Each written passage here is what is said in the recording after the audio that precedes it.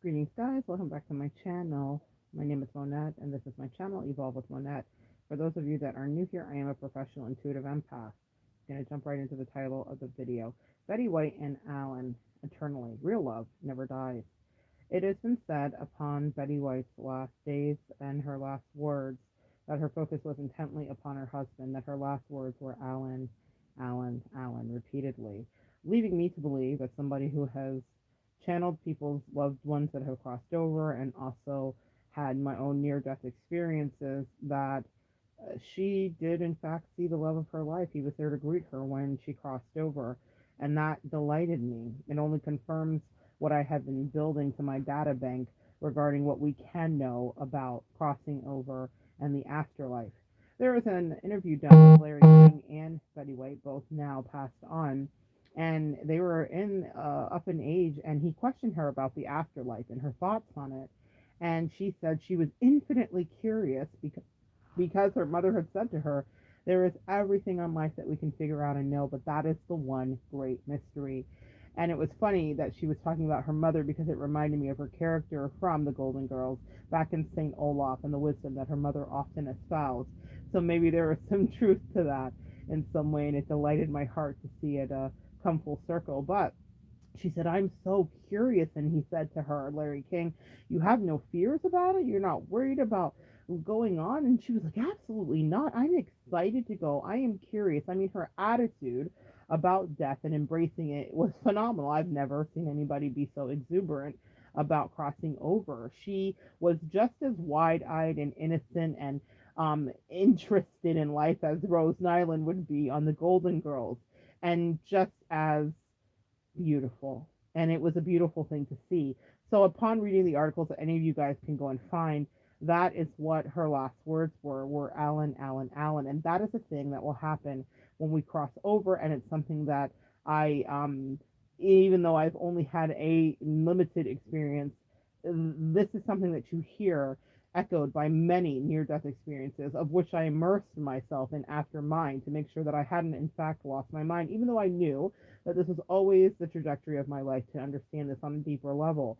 But that is something that people talk about, being greeted by loved ones and ancestors and angels and energies that they hadn't seen or maybe never did see or absolutely loved in this lifetime. One story particularly caught my heart of a man who had a terrible relationship with his father, and his father met him when he crossed over in his near death experience and showed him a day when they were fishing, and the father was apologizing in his own way for not ever being the father that this man needed or loving him in any way, and they actually made amends in that near death experience.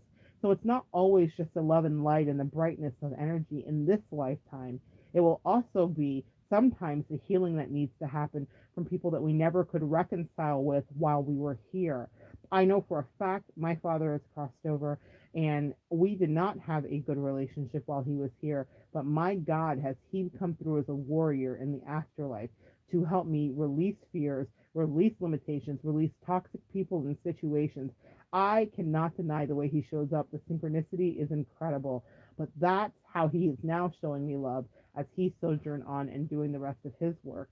I know for Betty White in that moment that she was so excited to meet, which none of us could really relate to because we often look at death as scary. But if you know that you live forever and love lives on eternally, then you will not be afraid to embrace and see what is here, what we do become after we release this body.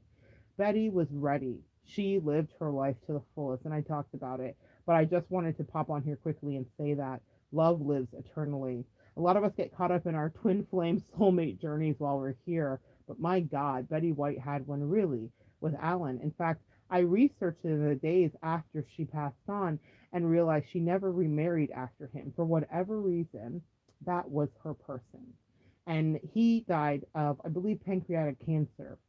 But he and she, beautiful energy, loved each other so totally that she held his essence to the second that she breathed her last breath, and she allowed her soul to leave her body and a light to meet his. It's absolutely beautiful. Again, not a tear that I can cry because Betty White, even in the afterlife, she did it right.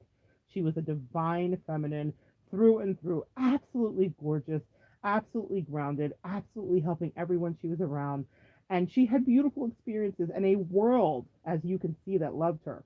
But the thing that caught me was that last word, the whispering of her love's name, the whispering of this person that she had enjoyed her happiness and the best time of her body and her fame with. And she held him in all these years since his death has elapsed. And she waited till she could emotionally, energetically be back hand in hand, maybe sit on his lap and smile and say, "Ow, I've missed you." It's gorgeous.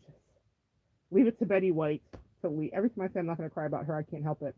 Leave it to Betty White to leave us such a beautiful allegory, the real and true love story. It's not just about the lovers you have after someone leaves your life. It's about if they were really right for you, you will meet them again in another life or in another moment or in that crossing over portal. And that sounds like exactly what Betty White did do. A warrior, an earth angel, an example for us all. Your love, if it's true, never falls away. It only evolves. Come back and join me next time, guys, and we will continue to also evolve.